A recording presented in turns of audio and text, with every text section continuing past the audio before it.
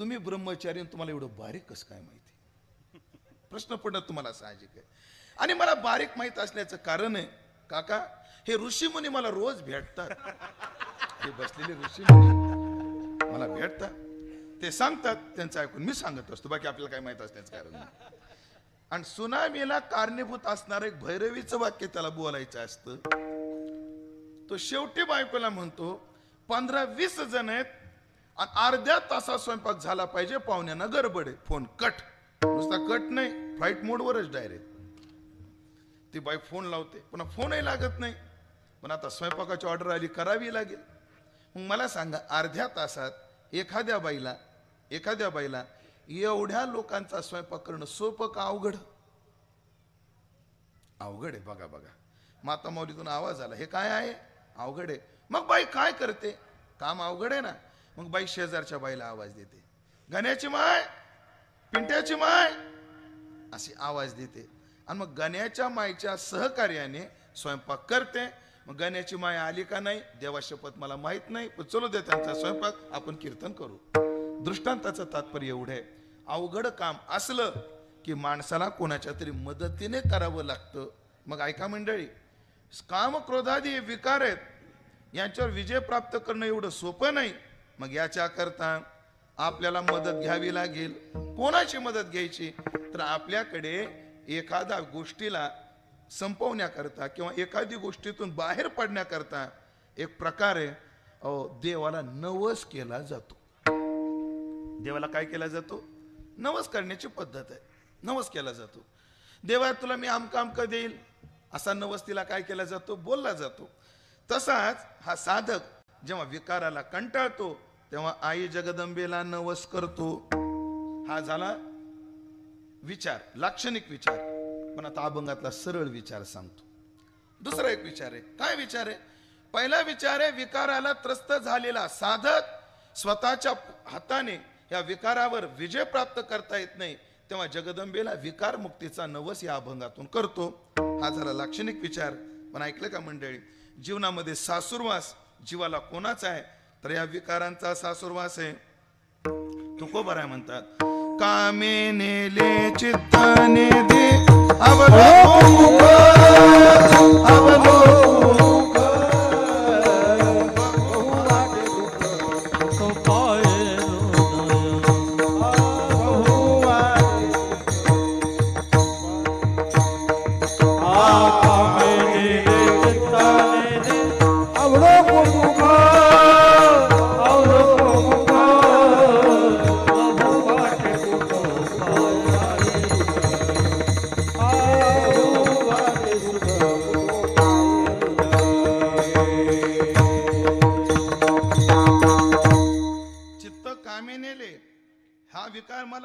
अवलोकमुख. त्याचं ध्रुपद काय? कागा सासूर वासे मज केले भगवंता. म्हणून साधकावर सासूरवास कोणाचा आहे? तर या विकारांचा आहे. मग असा सासूरवास विकारांचा, असे दुर्जय असणारे विकार जिंकले पाहिजे, देवीला नवस केला पाहिजे, असं नाथाला वाटू लागलं. आणि नाथांनी अत्यंत लाक्षणिक भाषेमध्ये, एकदम सोप्या भाषेमध्ये आपल्याला त्या विकाराचं प्राबल्य आणि विकाराच्या निवृत्तीचा उपाय अर्थातच नवस या अभंगातून करून दाखवलेला आहे. ऐका बरं, नाथांच्या ज्या रचना आहेत त्यामध्ये भारुड ही एक रचना आहे. भारुड काय आहे? एक रचना आहे. भारुड रचनेचा अर्थ काय आहे? महाराज सामान्य भाषेतून अतिउच्च सिद्धांत सामान्य भाषेमधून लोकांपर्यंत नेण्याचं माध्यम म्हणजे भारुड आहे. आता भारुडांचा तमाशा होऊन गेला तो भाग निराळा. पण भारुड शब्द काय? जो सामान्याला भावावर आरूढ करतो त्याला भारुड असं म्हणतात. हो, काय असतं? भाषा भिन्न भिन्न असतात. शास्त्र संवादी भाषा.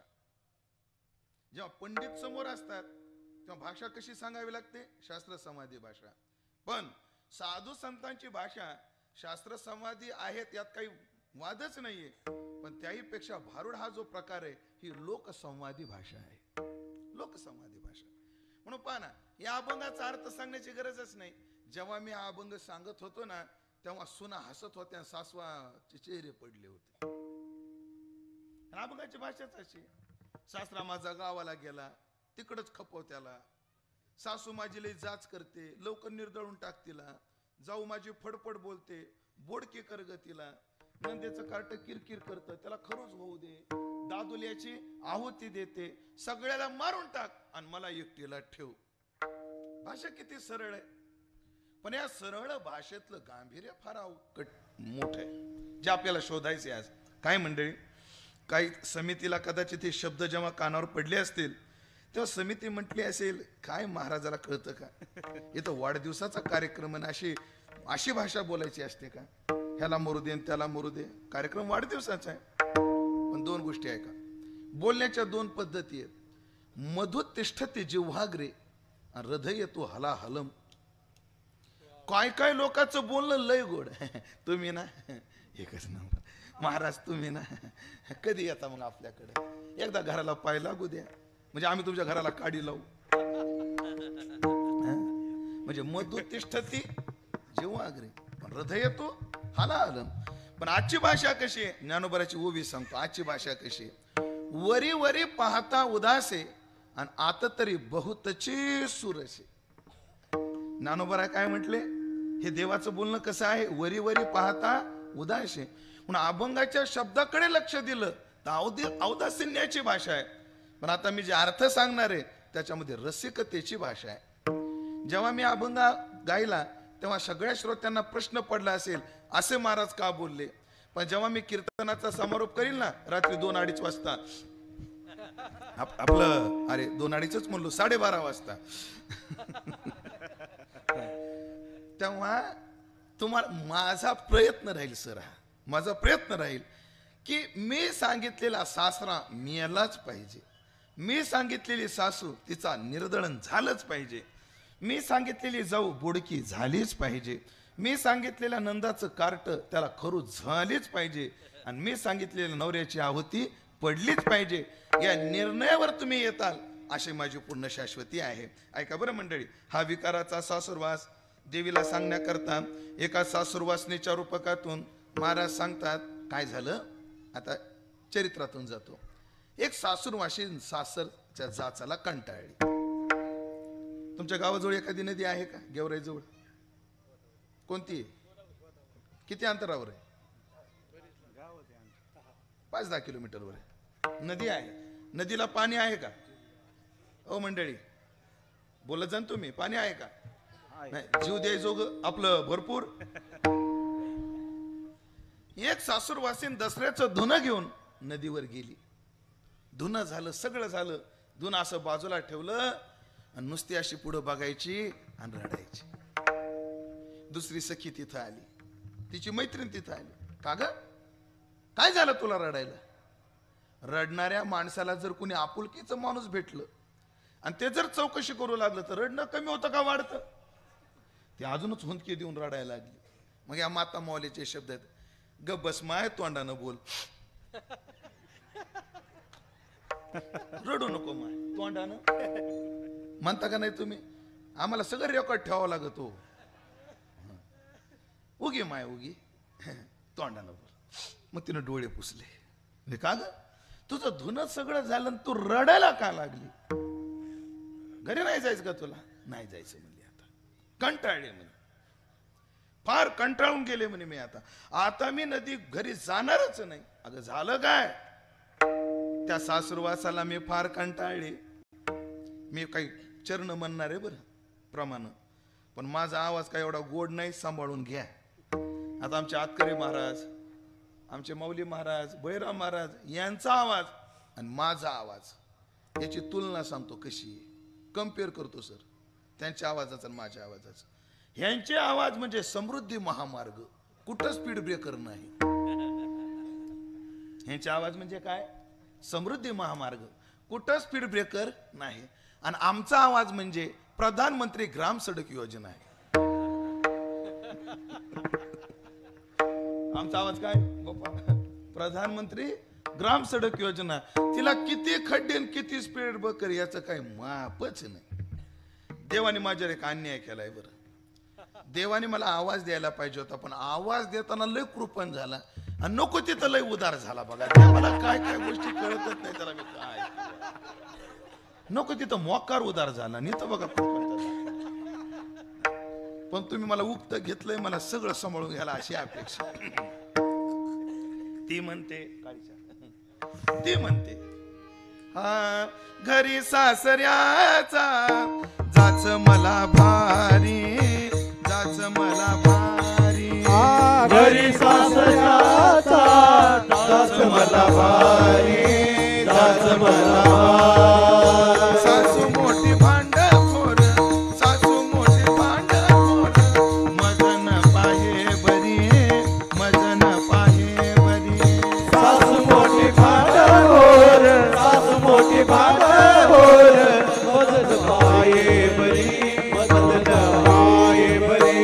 पतीला गिराग येतो जीव माझा राहीना, पतीला येतो जीव माझा, पतीला गिराग येतो जीव माझा राहीना. पतीला येतो जीव माझा राहीना. जाऊ दे रे, जाऊ दे रे, जाऊ दे रे, जाऊ दे रे, कमल नयना, कमल नयना. जाऊ दे रे, जाऊ दे रे, जाऊ दे रे, जाऊ दे रे, कमल नयना, कमल नयना. जाऊ दे रे, जाऊ दे रे, जाऊ दे रे, जाऊ दे रे, कमल नयना, कमल नयना. जाऊ दे रे, जाऊ दे रे, जाऊ दे रे, जाऊ दे रे, कमल नयना, कमल नयना. बघले सासरी मला आता माहेरास न्यावं. उपगळे सासरी मला बाहेर द्यावो. बघले सासरी मला आता माहेरास न्यावं. उपगळे सासरी मला माहेरास न्यावं. सोडा एवढा जाच तुमच्या पडते पायावं. सोडा एवढा जाच तुमच्या पडते पायावं.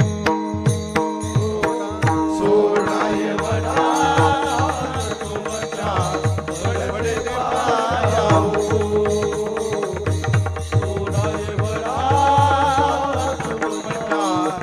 पडते पायावं. सांगते कृष्णा तुला याच घडीला, वांगते काना तुला याच घडीला. घरी नंदा जावा सासू सासरे काय म्हणते बदला. घरी नंदा जावा सासू सासरे काय म्हणते बदला, काय म्हणते बदला, काय म्हणते बदला. कंटाळली मी, कंटाळले आता. हो घरी सासऱ्याचा जाच मला भारी. इतका नालायक सासरा मला नाही वाटत गेवराई तालुक्यात कोणाला भेटला असं. इतकं खवट म्हातार तुला काय सांगू. भयान खवट. संध्याकाळी तर त्याचा तालच सुटतो. ते एकदा घरात आलं की सगळ्या घरात आंबट झार वास. घरी सासऱ्याचा जाच मला भारी. सासू मोठी भांड करू, इतके भांड कुदळ सासू. तिनं गावाला तर येडा आणलाय, मग आम्हाला कमी करील काय. सासू मोठी भांड खोर, मजन पाहे बरी. आणि ऐकलं का, मला ज्ञानोबरायचं प्रमाण माहिती आहे. ऐका बरं, लय गोड आहे ज्ञानोबरायचं. ज्ञानोबराय ब्रह्मचारी असून सुद्धा हो संसाराच्या किती रसातळातले विचार बारीक बारीक मांडतात. पहा ज्ञानोबराय म्हणतात सासू किती भांड कुदळ असू, सासऱ्यानं किती कारस्थानं करू द्या, धीरानं किती थट्टा करू द्या, फक्त जीव लावणारा नवरा असला तर बाई सगळं सहन करते. तिला सगळ्यांनी किती त्रास देऊ द्या, फक्त संध्याकाळी नवरा म्हणला पाहिजे अगं त्यांच्याकडे काय पाहते, मी आहे ना तुला, मी आहे ना. सगळं सहन करते. पतीचा जिव्हाळा तरी सासुऱ्याचे साहिजे. सगळं सहन करते, फक्त ते खैर भांड बेवडं नीट पाहिजे बघा. ते जर खैर भांड बेवडं निघालं तर तिच्यासारखे हाल कोणाचे. त्याच्या आधारानं राहिली असती बाई, पण पतीला गिराग येतो जीव माझा राहिला. कंटाळे कंटाळे. मग आता मी एक ठरवलंय. काय ठरवलंय? आता जीवन संपवायचं, आता जगायचं नाही, बस कंटाळले मी. ती म्हणली बाई एक कर ना तू. काय? तू जीवन संपवण्यापेक्षा माहेराला जा ना. तसलं तर बोलूच नको म्हणली. हे साधू संतांचे वचन ऐकून मी बी एकदा प्रयत्न केला. जरा काळीच्या आपुल्या माहेरा जाईन मी आता. आपुल्या माहेरा जाईन मी आता. आपुल्या माहेरा जाईन मी आता. आपुल्या माहेरा जाईन मी आता. आपुल्या माहेरा जाईन मी आता.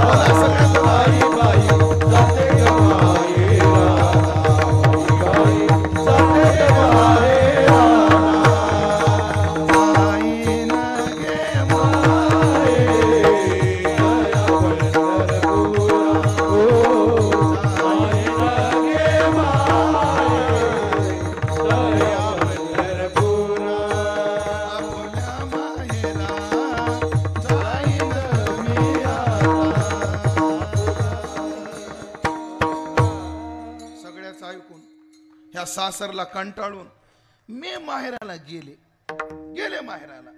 पण माहेराला गेल्यावर 5-6 महिने गेले. 5-6 महिन्यानंतर इकडचे 4-2 आपलं समजदार माणसं, इकडचे 4-5 समजदार माणसं आले. आणि मला सगळ्यांनी घेऱ्यात घातलं आणि मला म्हणले बाई संसार म्हणल्या भांड्याला भांड लागणारच. माझी माय मला घरात घेऊन गेली आणि माझी माय मला म्हटली बाई लेक मेलेली ऐकू यावं नाही तर नांदलेली ऐकू यावं. आणि आमची आजी ती म्हातारी हो थोड्यावर आले तिचं. माझी आजी मला म्हणते कशी बाई पावसानं बुडीवलं नवऱ्याने बडीलं कोणाला सांगायचं. पुन्हा आणून घातलं म्हणले मला इकडे. पुन्हा आणून घातलं. आता ठरवलं नाही जायचं माहेर. आता माहेराला जायचं नाही आणि आता इथंही थांबायचं नाही, जीवच द्यायचा. तिने बाई एवढं अनमोल जीवन आहे देते कशाला. मग ऐक म्हणली कोणाला सांगू नको म्हणून. म्हणजे काय तू नको मरू म्हणली. मग ह्या सगळ्याला मार यांना मारू. अगो कसं मारायचं म्हणे आपण नाही मारायचं. म्हणजे काय चल म्हणले माझ्यासोबत. कुठं? गडीला. गडीला काय भवानी मातेचं मंदिर आहे आणि शिवाजी दादानं फार सुंदर मंदिर बांधले. जीर्णोद्धाराचे काम आता उंबरठ्यावर आहे. गडीला आई भवानी गडीवर आहे. चल तिच्याकडे आणि तिला आपण नवस करू कारण ती नवसाला पावणारी आहे. आणि मग त्या सासूर वासनीला घेऊन ती जगदंबेकडे गेली. हा झाला शाब्दिक. लक्षणात्मक करून अभंगात लगेच प्रवेश करू. आता तसंच या विकार रूपी सासूरवासाला जाचलेला साधक म्हणतो आता मेलेलं बरं, मेलेलं बरं. मग अशा साधकाला भागल्या मज पाहतील कडे असे सत्पुरुष भेटतात आणि त्या साधकाला धीर देतात. अरे घाबरू नको, चल तुला कडक ठाणं दाखवतो. आणि मग ते संत घेऊन जातात कोण्या ठाण्यावर.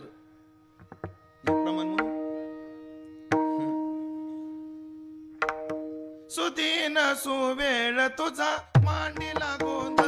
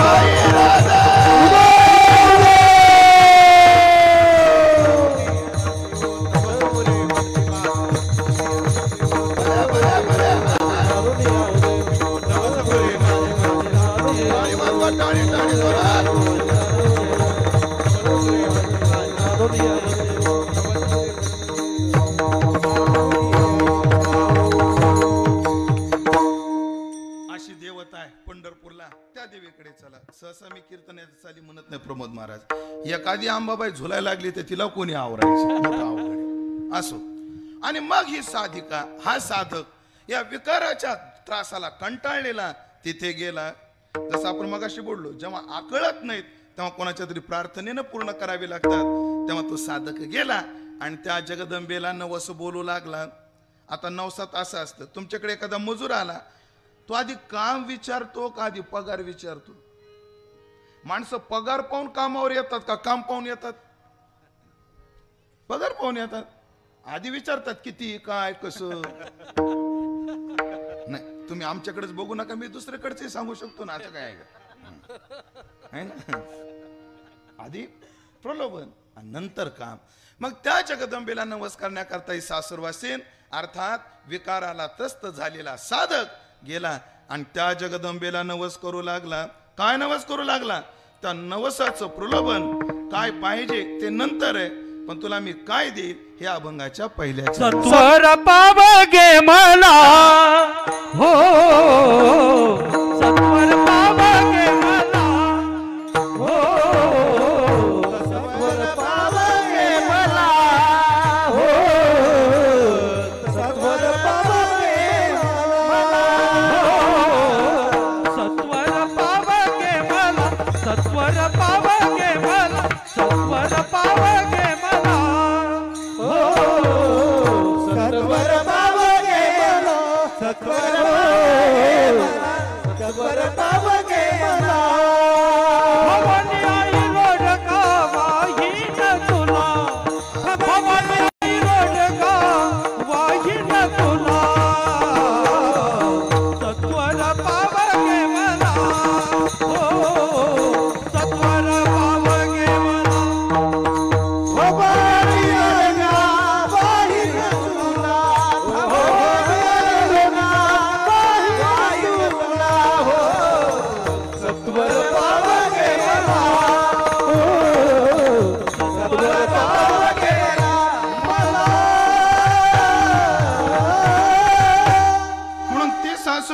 अर्थात तो साधक त्या देवीला नवस करतोय. पण अन्वयात नियम असा असतो, आधी संबोधन घेतलं पाहिजे.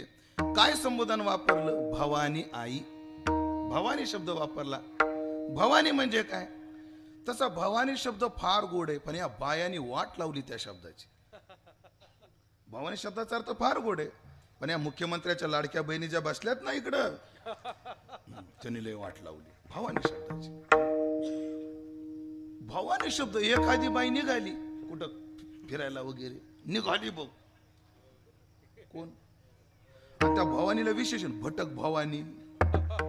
आता अजून एक शब्द पण मला कीर्तना सांगावं वाटना. म्हणजे माईक करून बी तुमच्या कानावर आला का? लय कान तयार आहेत भाऊ गेवराई करायचे. सर लय तयार केले कान तुम्ही यांचे. असे पण भवानी शब्द फार गोड आहे. काय काय शब्दाला व्याकरण लावू नये, काय शब्दाला भावनेनं पाहावं. हे भवानी शब्द आहे ना काका, व्याकरणामध्ये आता भूभवती धातू आहे, भूभवती होणे, झालेली स्त्रीलिंगी रूप असं काय असेल. पण एक भावनिक अर्थ, मी तात्याची गुरुजी वैकुंठवासी माने भाऊ एक भावनिक शब्दाचा अर्थ लय गोड करायचे. हो, आणि तो अर्थ मी आदरणीय श्री माधव महाराज राऊत यांच्याकडे सुद्धा ऐकला. तो अर्थ भवानी शब्दाचा अर्थ. भवानी काय? भव म्हणजे संसार, आणि भवातून जी बाहेर आणी, लक्षात येते काय? भव म्हणजे संसार, आणि संसारातून जी बाहेर आणी म्हणजे संसार सागरातून जी बाहेर काढते ती भवानी. असा थर्ड क्लास अर्थ करत जाऊ नका त्याचा. चांगले विचार ठेवा. चांगले विचार ठेवा म्हणता म्हणता मला ते आठवलं. का हो ए लाडक्या बहिणींनो, महिन्याला 1,500 भेटणार, त्याचं काय करणार आहे तुम्ही? एका बाईला विचारलं, आता तुम्हाला 1,500 महिन्याला? हो म्हणले. त्याचं काय करणार? ते म्हणले, महाराज 1,000 रुपये ब्युटी पार्लरला आणि 500 कुरकुऱ्याला, महिन्याचं टेन्शन संपलं. पण दादाच्या अभिष्ट चिंतन सोहळ्यात सांगतो तुम्हाला, असं करायचं नाही. वर्षातून तुम्हाला 12 वेळा 1,500 रुपये भेटणार आहेत. 10 हप्ते तुम्ही स्वतःला काय करायचं ते करा, पण राहिलेले 2 हप्ते, 1 हप्ता सामाजिक कार्यात खर्चा आणि 1 हप्ता धार्मिक कार्यात खर्चा. गेवराई मधल्या 200, जास्त नाही सांगत भाऊ, किती 200 लाडक्या बहिणी जर एका जागी आल्या, किती 200, 200, आणि 200 लाडक्या बहिणीने जर 1,500 रुपये काढले तर किती होतील?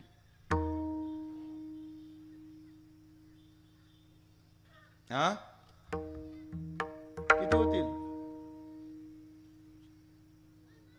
माझं गणित तुमच्यासारखं, तुमचं गणित माझ्यासारखं झाले, अशी अडचण झाली आपली. किती होतील? 3 लाख होतील. बघा, भावाने हिशोब करून ठेवलाय बहिणींनो. 3 लाख. 200 बहिणी जर एका जागी झाल्या तर किती जमा होतील? 3 लाख. त्या 3 लाखाचं शालेय वस्तू घ्या आणि गोरगरिबाच्या लेकरांना वाटा. त्या 3 लाख गोळा करा. एखाद्या गरीब माणसाचा हॉस्पिटलचा खर्च करा. एखाद्या गरीब घरातला गरजू विद्यार्थी त्याच्या शिक्षणाचा खर्च करा. पण 1 हप्ता सामाजिक कार्याकरता घाला आणि 1 हप्ता धार्मिक कार्याकरता. पुन्हा कुठं मंदिराचं काम चालू आहे तिथं द्या, कुठं गोशाळेचं काम चालू आहे तिथं द्या. नाही महाराज आम्हाला मंदिराला द्यायचे नाही, गोशाळेला द्या. नाही महाराज आम्हाला गोशाळेला द्यायचे नाही, एखाद्या सप्ताहाला द्या. नाही महाराज आम्हाला सप्ताहाला द्यायचे नाही. कीर्तन झाल्यावर मी थांबतो, मग करता काय आता? पण 1,500 रुपये धार्मिक कार्याला. म्हणून तुम्हाला सांगतो, विचार उंच करायचेत आपल्याला. म्हणून 3,000 1,500 समाजाला आणि 1,500 धर्माला. आणि तुम्हाला सांगतो, जर हे 2 हप्ते तुम्ही दान धर्मात घातले नाही, अय बहिणींनो ऐकता का तुम्ही, हे जर तुम्ही दान धर्मात घातले नाही तर माझा शाप लागल. शाप, माझा शाप लय कठीण आहे, भयान आहे. जगदंबेचा नवरात्र चालू आहे. तुम्ही जर वर्षातले 2 हप्ते दान धर्मात घातले नाही तर माझा शाप लागल. आणि माझा शाप काय? योजनाच बंद पडेल. बघा तुम्ही विचार करा, काय योजनाच बंद पडेल. तुम्हाला सांगतो, आधी त्या लाडक्या बहिणी करता 45,000 कोटीची तरतूद आहे वर्षात. PWD ची तरतूद आहे 14,000 कोटी. आणि लाडक्या बहिणीची किती आहे? 45,000 कोटी. तुम्ही जर दान धर्म केला नाही तर योजना बंद पडेल. तुमच्या हातात आता काय करायचं ते बघा. असो, विचार सांगत होतो, विचार. म्हणून भवानी शब्दाचा अर्थ चांगल्या विचारानं घ्या, जी भवातून बाहेर आणील. हे आई सत्वर पाव, मला लवकर प्रसन्न हो. सत्वर का? काकाधिक वेदांताचा अर्थ सांगतो आणि मग एक परमार्थातला अर्थ सांगून पुढे जातो. वेदांतातला अर्थ काय? माणसाचं आयुष्य फार कमी आहे आणि क्षणभंगूर आहे. ही कमी जसं आहे, अल्प आयुष्य मानवी देह हा तर दोषच आहे, पण क्षणभंगूर हे जाय न कळता. म्हणजे कमी आहे आणि पुन्हा अशाश्वत आहे. नाही, माणसाला विदेह मुक्तीपेक्षा जीवन मुक्तीचा आनंद काही विशेष आहे. ब्रह्मज्ञान व्हावं, देवप्राप्ती व्हावी, आयुष्य शिल्लक राहावं, त्या उरलेल्या आयुष्याला जीवन मुक्ती म्हणतात. ब्रह्मज्ञान व्हावं, प्रारब्ध भोगून संपवावं आणि देह पातानंतर तो महात्मा जो विदेह कैवल्याला प्राप्त होतो त्याला विदेह मुक्ती म्हणतात. विदेह मुक्तीपेक्षाही जीवन मुक्ती आनंदाची आहे आणि मला जीवन मुक्तीचा आनंद लुटायचा आहे. म्हणून सत्वर पाव, लवकर प्रसन्न हो मला, हा अर्थ झाला. आणि सामाजिक दृष्ट्या विचार पाहणं कसं आहे. हे बाळा, तुझं नाव काय? बळीवंश. वा वा वा वा, नावले गोडे. बळीवंश, तुला पैसे पाहिजे का? पैसा पाहिजे का? नाही, बर राहू दे. गाडी पाहिजे का? नाही, बर. बंगला पाहिजे का? हा, असा विरक्त महात्मा इथं काय करतो? तो भंडाऱ्यावर जाय वागा. तू इथं काय हाला बसला? भंडाऱ्यावर जाय डायरेक्ट आता तू. पण ऐकलं का बळीवंश, बळी भैया, हे सगळं तुला पाहिजे पण या वातावरण भारावून गेला तू म्हणून नाही म्हटलं. ए निळा टी शर्ट, तुझं नाव काय रे बाळा? उभा राहा एक मिनिट. नाव काय तुझं? राजवीर. वा वा. पैसा पाहिजे का? बस खाली, आता करतो काय.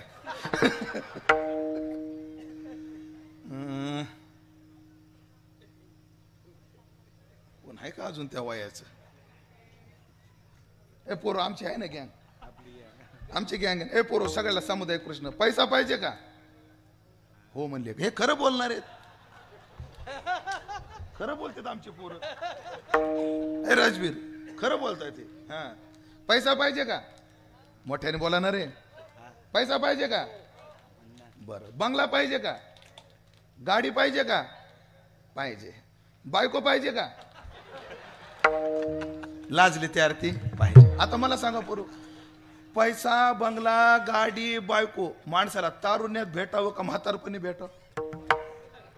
कधी भेटावं? त्याचा आनंद लुटण्याकरता तारुण्यात भेटावा. मग आई, मला तू सासूरवासातून मुक्त करशील आणि मरण येईल, त्या स्वातंत्र्याचा काय अर्थ आहे? म्हणून स्वातंत्र्याचा आनंद जेवढा टिळकांना भोगता नाही आला, जेवढा महात्मा गांधींना भोगता आला नाही, तेवढा आनंद आम्ही भोगतोय. कारण आम्हाला स्वातंत्र्यानंतरच आयुष्य मिळालं. त्यांना आयुष्य, स्वातंत्र्य मिळालं ना आयुष्य संपलं, आहे ना? आयुष्य संपलं. सांगण्याचं तात्पर्य माणसाला आयुष्य शिल्लक राहावं. म्हणून आई, स्वातंत्र्य, विकारमुक्त जीवन जगायचंय आणि आयुष्य संपलं तर म्हणून वेळ घालू नको. सत्वर पाव घे मला, मला सत्वर पाव.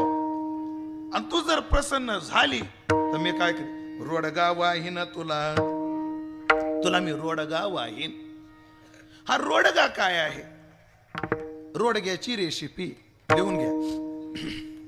साहित्य: 1 वाटी हरभऱ्याचं पीठ, 2 वाटी गव्हाचं पीठ, चवीपुरता गोड, त्याला मळण्याकरता दूध किंवा पाणी आणि त्याला भाजण्याकरता तूप. साहित्य घेतलं लिहून. आता रेसिपी ऐका. खरं तर ही रेसिपी सांगायची मी 100 रुपये घेत असतो, पण दादाच्या वाढदिवसाच्या निमित्तानं ही ऑफर आहे, फुकट ऐकून घेण्याची. ही ऑफर आहे, ऐकून घ्या. गव्हाचं पीठ आणि बेसन पीठ दुधात किंवा तुपात, आपलं पाण्यात घट्ट तिंबायचं, त्याला जाड थापायचं आणि तो तव्यावर तेल किंवा तूप सोडून खरपूस भाजायचा. असा काय बनतो? रोडगा. हा रोडगा मी तुला वाहीन. हा झाला शाब्दिक अर्थ. आता लाक्षणिक अर्थ काय? हो, आत्मनिवेदन भरित रोडगा निवतील हारू हारी, एका जनार्दनी धन्य खंडेराव त्यावर कुंचावारी. आत्मनिवेदन भरित रोडगा, आत्मनिवेदन रोडगा म्हणजे काय? हा देहच तुला अर्पण करील. बघा आता लक्षणा म्हणजे उपमान उपमेयामध्ये सादृश्य काय? हा जो रोडगा आहे आपण बनवलेला, त्याला 5 गोष्टी लागतात. गव्हाचं पीठ, डाळीचं पीठ, गूळ, तूप आणि काय आपले परत एकदा सांगतो. गव्हाचं पीठ, डाळीचं पीठ, त्याला मळण्याकरता दूध, त्याला चवीपुरता घालण्याकरता गूळ आणि 5वं तूप. जसा तो रोडगा 5 गोष्टीपासून बनतो, तसा देहरूपी रोडगा पंचभूतापासून बनतो. हा रोडगा मी तुला वाहेल. हा रोडगा वाहेल. पण अजून लक्ष द्या तुळशीराम महाराज, रोडगा पातळ नसतो.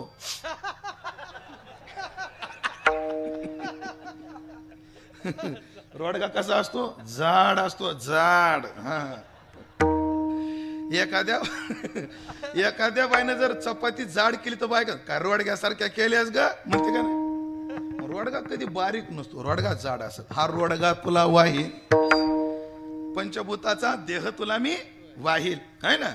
आत्मनिवेदन वाय करील म्हणजेच हा भरीत रोडगा तुला वाहील. ऐका बरं मंडळी, काय एखाद्याची प्रसन्नता होण्याकरता काय करावं लागतं? त्याला आवडणारं द्यावं लागतं. आता आपण ज्या देवीला नवस करतोय ना, ही देवी लय उंचाची, तिची उंची फार आहे.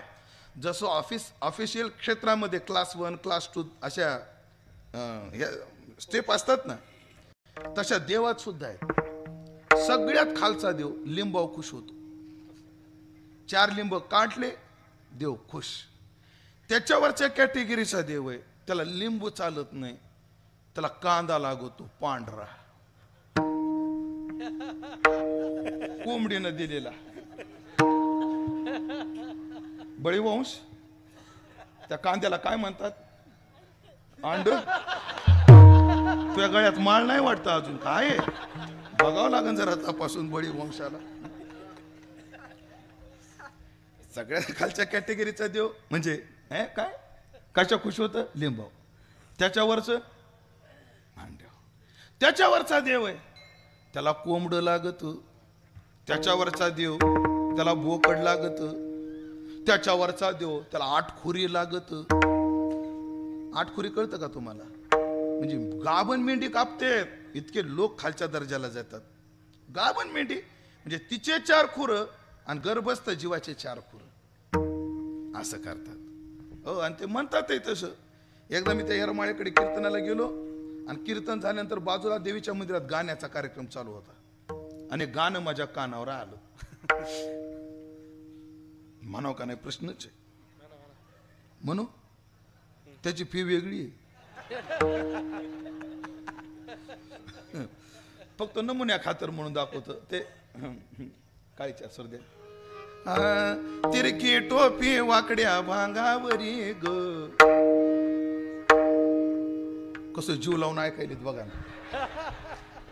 एका बाईने तर कानावरचा पदर माग घेतला, जस काय ज्ञानेश्वरीतल्या ओव्या आहेत या. लोकांना आकर्षणाचा विषय. अगं तिरकी टोपी वाकड्या भांगावरी ग, आंबाची नजर शिंगाड्या बोकडावरी ग. शिंगाड्या बोकडावरी ग, पखाड्या कोंबड्या.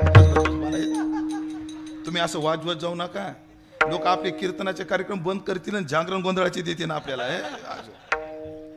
पण ऐकलं का, मी सर तुळजापूरला जवळजवळ 4 वर्ष काका देवीच्या दरबारात काल्याची कीर्तन केली.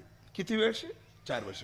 म्हणजे देवीचे जे पुजारी आहेत ते पुजारी सप्ताह करतात एक दरवर्षी, आणि तिथं मी 4 वर्ष काला केलाय. महाराज त्या पुजाऱ्यांना विचारलं का हो, आमची भावना, आम्ही वारकरी माणसं आहेत, म्हणलं हे देवीला नैवेद्य हा कसा काय जातो तुळजापूरच्या दरबारात? म्हणजे महाराज हा नैवेद्य जातो आम्ही मान्य करतो, पण देवीला पूर्णावरणाचा नैवेद्य गेला तर तोंडाला दाखवतात, आणि असा जो नैवेद्य नेला जातो तो तोंडाला नाहीये, तो पायाजवळ आहे. म्हणे का? म्हणे बाबा हे देवीला लागत नाही, हे राक्षसाला लागत. काय झालं? असे ते पुजारी मला म्हटले. देवीला हे लागत नाही. देवीला काय लागतं? तिला एकच लागतं, भातुके भूषण चाड नेगे धन आगे करा एक मन यागे मज पाशे. तुकोबाराय म्हणतात हे लागत नाही. पण चला तुकोबारायचं प्रमाण आहे, आवडीच्या मते करीती भोजना आणि भोग नारायणा म्हणती केला, अशी गत आहे. असो, पण एक देवी सांगितली, एक देव सांगितला लिंबा खुश होणारा, दुसरा देव सांगितला अंड्यावर, त्याच्यावरचा देव कोंबड्यावर, त्याच्यावरचा देव बोकडावर, त्याच्यावरचा आठकुरी. पण आमची जी देवी आहे, आमच्या देवीला ह्याच्यातलं काहीच लागत नाही. ही उंच टेकड्यावरची असल्यामुळे हिला काय लागत? ऐका, हिला ना कोंबडं लागतं ना बोकड लागत, हिला एकच लागतं, येर देवाची कथा कोण, थोरला देव लाचुंगा पूर्ण आणि तोही न भेटे जीव घेतल्या वाचून. हो, म्हणून देह भावच तिला लागतो. हा देहाचा रोडगा तुला मी वाहीन, सत्वर पावगे मला. पण वाहीन अभंग लय मोठा आहे. आता फक्त पहिला चरण झालं, अजून कोण कोण प्रमाण म्हणायचं राहिले त्यांनी पटापटा एक एक चरण म्हणून घ्या. जे राहिले त्यांनी डायरेक्ट शेवटचं आतकरे गुरुजी म्हणतील आणि तीच शेवटची चाल धरून समारोपाकडे आपण जाऊ. सावध सावध. रोडगा वाहते हा वर्तमान नाही, रोडगा वाहिला हा भूतकाळ नाही. इथं क्रियापद काय? वाहीन, म्हणजे जारती वाहीन. त्याच्या आधी हिला काहीतरी पाहिजे. मग हिला काय पाहिजे? आता हिच्या नवसाची यादी चालू झाली. त्या नवसातला पहिला नवस अभंगाच्या दुसऱ्या चरणात. गेला